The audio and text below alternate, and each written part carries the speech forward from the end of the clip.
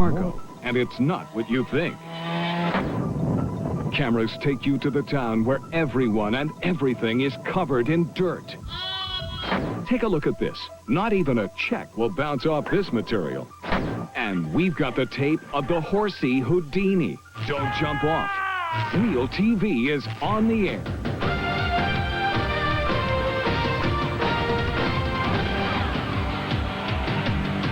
Hi everyone, I'm John Daly, back with another half hour of life's most amazing moments caught on tape. We begin with a race to the finish line. Competitors jockey for position, and someone's gonna get hurt. With only a few laps to go, this Australian biking championship races towards the finish line. Watch closely as the 21 winning hopefuls enter the home stretch. In the blink of an eye, the fourth-place cyclist accidentally clips the rider on her left. The seemingly minor mishap sends bike after bike toppling like dominoes. As we slow the tape, keep your eye on the fourth cyclist as she veers slightly into her teammate, knocking her down. It's followed by a chain reaction of bikes diving, skidding, and tumbling to the ground. Flat on her back, this rider endures another blow when a flying bike bounces off her head. Off camera, one cyclist rides off the track and cannonballs into the lap counter board, knocking over the 65-year-old racing official. She is stunned and bleeding, but officials rush to help her. The elderly woman was immediately treated for facial injuries and sent home. With broken bikes and shaken cyclists strewn across the track, it's amazing that only 11 took the fall. They walked away with just a few scratches and some sore muscles. 21 contestants started the race, only 10 finished. Well, the hero on our next tape refused to give up on her task. She's a 911 operator, and she was looking for the proverbial needle in a haystack. Every second could mean the difference between life and death. As our Sabila Vargas shows you, that's when the operator comes up with a brilliant idea. Michigan police are on the lookout for a victim. And a dashboard camera inside a squad car provides you with the front row seat of all the action. It all starts when a man calls 911 on his cell phone. Just as operator Linda Isaac is about to get his location, he passes out. Emergency. I need some help. Where are you at? I'm at Farmington and Hello? Where are you? You're at Farmington and what? Now, the story could have tragically ended there with the dispatcher only getting part of the address. But that's when the quick-thinking operator comes up with an ingenious idea.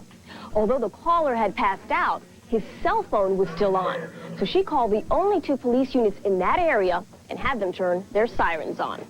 Once they did that, we were going to try to see if we could hear it on the phone. 2 units trying to find you, and they're going to come lights and sirens, okay? And if I can hear them over the phone, we'll try to designate where you are. Area police begin a massive search for the man, and the idea seems to work. I hear the sirens. I hear them. They're somewhere nearby. Hello? They're there. Somebody's there. One of the sirens echoes through the cell phone, and within minutes, they find the man slumped over in a van. hey, this is Livonia Police. Hi, Livonia. You found him. Where was he? Right at Farmington and Schoolcraft, the toll station. Farmington and Schoolcraft. Yeah. All right. Good job. Thank you. All right. The team just made it work. It was like a win. You can say that again. Thanks to Linda's action, the man was located and rushed to a hospital where he was treated and later released. Well, Linda got a lot of local publicity for her brilliant idea, and now she is up for several awards in her department. While not quite life and death, the people on our next tape also have to think quick. They need to catch some unusual fugitives. It's moving day for a herd of cattle near Brisbane, Australia, but there's a problem. The cows don't want to go. They escape from a local rail yard and decide to take one last spin around town. Here a cow, there a cow, everywhere a cow. Local residents are curious but cautious. One urban cowboy uses a tranquilizer dart to steer this stray to sleep. Another wrangler tries his luck using a good old-fashioned lasso. But the longhorn slips the knot, and the race is on. He turns a corner, sending locals scrambling for safety. They finally corner the cow in a backyard, but the bovine has other plans. He makes a break for it, but doesn't get far. The cow is captured by a quick-draw lasso, then shipped back to join his pals for a railroad ride home. Well, as long as we're showing you some bizarre things on tape, here's another. Grown men cutting up and destroying a very expensive powerboat. But the cameraman hangs around long enough to find out there's a good reason why.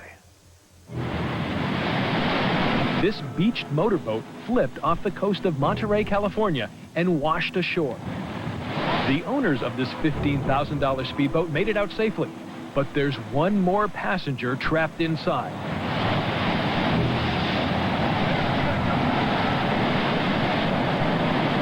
A freelance news camera is rolling as rescuers battle the rising tide.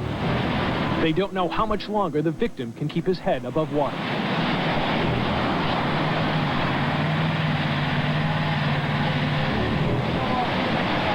Lifeguard Eric Sturm grabs a shovel and tries to crack open the boat's hull, but he can't break through the fiberglass bottom.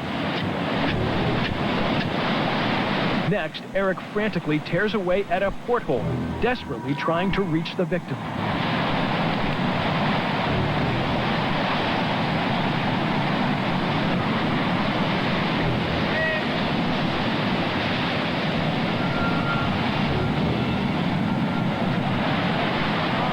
The fire department shows up with a power saw.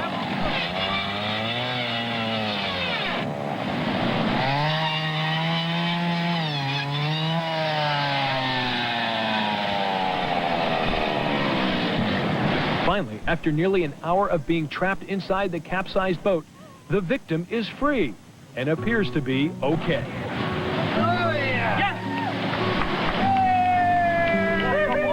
Good boy. Hey. Good boy.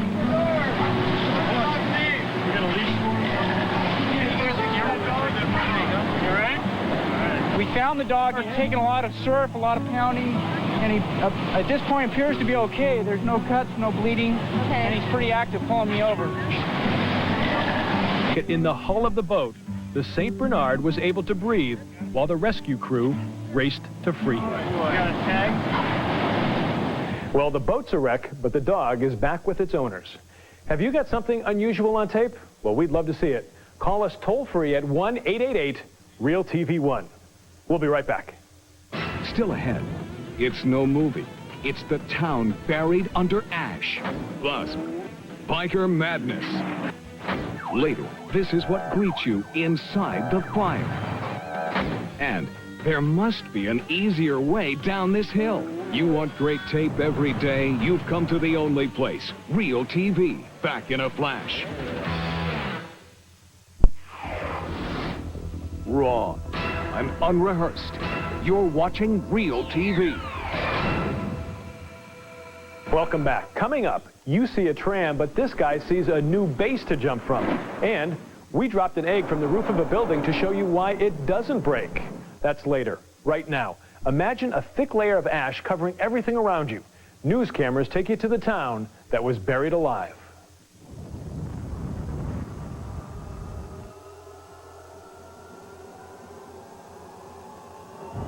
There is no lava flow in this eruption, only terrifying explosions of thick black ash. From the crooked base of volcano Hudson, lightning strikes out. Billowing horizontal plumes of smoke cover miles of sky. And high above the volcano's fiery throat, a black snow begins to fall. Despite the darkness, the clock says it's 10:30 in the morning. It is midsummer, but a news reporter cuts through this eerie winter-like landscape while a camera records the devastation. The reporter describes the volcanic ash blanketing this countryside known for its farming and sheep herding. He says the situation is very serious. People need gas masks to breathe and shovels to dig out their cars, homes, and farms. Riverbeds become enormous ashtrays. And plantations once overflowing with corn and raspberries are destroyed, buried under a thick mantle of soot. Overnight, a thriving community becomes a ghost town.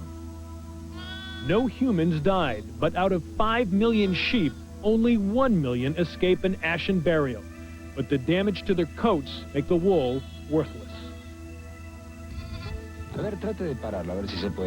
See this fallen animal. It won't stand up. This animal is dying. As this one, there are so many other ones falling in the fields. Wherever you go, you will see dying animals such as this one. Everywhere, anywhere.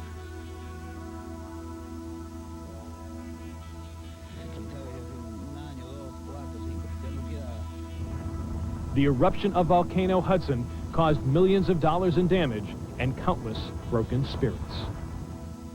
But 2 years later, an amazing transformation has occurred. In death and destruction, there is hope and rebirth. The ash acts like a fertilizer, causing orchards and fields to sprout an abundance of food and livestock to thrive again.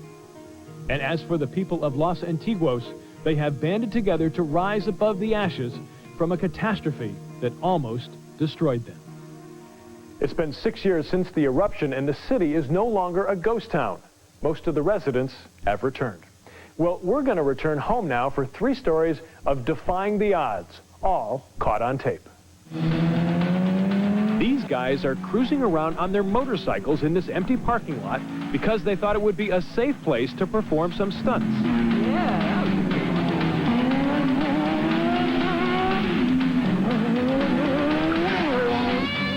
But just because the parking lot is empty, it doesn't mean it's safe.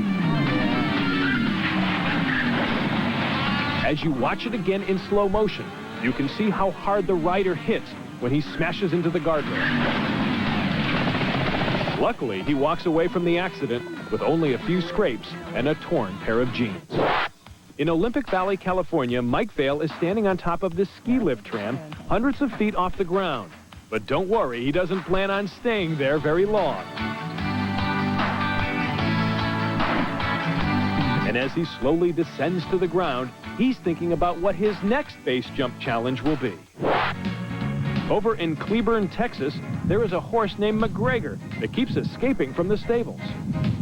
Not knowing how McGregor was getting out, his owners were scratching their heads until they set up their home video camera. The barnyard surveillance video revealed exactly why McGregor kept getting out. He kept untying himself. Coming up, a brave cameraman tags along with firefighters as things really heat up. Plus, it's the antidote to gravity and snowboarding to the extreme. We'll be right back. Tomorrow on RealTV, a hot air balloon floats out of control. Cameras capture the rescue effort. Next, RealTV.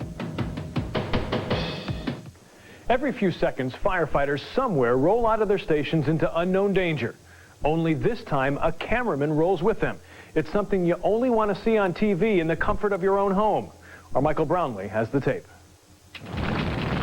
An apartment fire in St. Louis, Missouri rages out of control. Fire Chief Shaper is racing to the scene, and a freelance camera crew is riding shotgun. We got a 3-story brick fire, heavy fire on the 2nd floor. Local engine companies respond to the one-alarm blaze. St. Louis, you get 28 firefighters on the first alarm. So it's 28 firefighters. Early reports say that Christmas lights ignited a dried-out tree on the 2nd floor, sending flames shooting through the brick building and its wooden skeleton. Emergency crews crowd the streets surrounding the burning building as cameras arrive on the scene. On site, Chief Shaper supervises his crews by walkie-talkie. You know when you start advancing. Firefighters try to reach the flames with water hoses from ground level. Their efforts have little effect. They lift the fire hose to the second floor flash point, where they will attack the blaze at close range.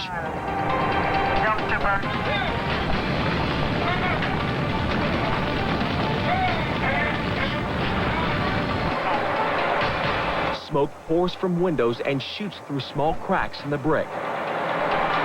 The fire appears to be confined to the upper part of the third floor. Command 802.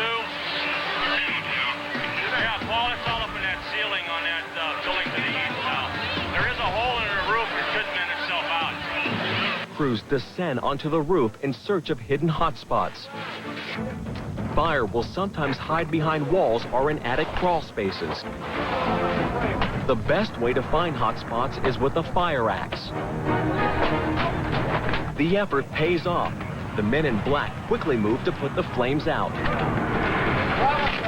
He died. Teamwork and good leadership give firefighters the upper hand as they contain the blaze without injuries. And fire crews remained at the scene for the rest of that night and much of the next day to guard against any flare-ups. Well, if you or anyone in your family is clumsy around the house, we've got a tape of a new invention that you've just got to have. Ever drop an egg onto a concrete floor? What about a glass bottle? How about a strawberry? The results can be splattering, shattering, and downright messy. But take a look at what happens when a magic pad is put in place to break the fall. Watch in slow motion as the egg is dropped from a 3-story building and hits the ground. You may be wondering if this is in fact a real egg. Any questions? The new silicone shock absorber is called Alpha Gel. It was invented by a Japanese scientist who put this tape together to show just how well it works. This shocking gel is so shock absorbent, even this fragile light bulb appears shatterproof.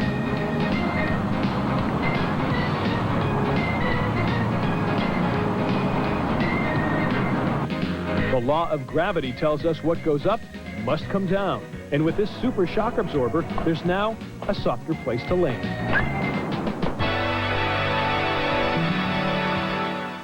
Wow. Well, I bet the guys in our next tape wish they had some of that silicone stuff.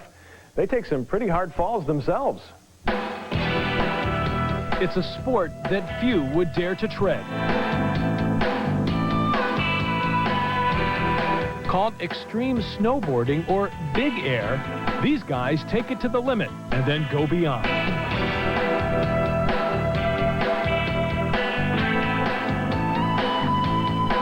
Film cameras shooting a documentary capture these daredevils on the peaks of the North Cascades heliski in Washington.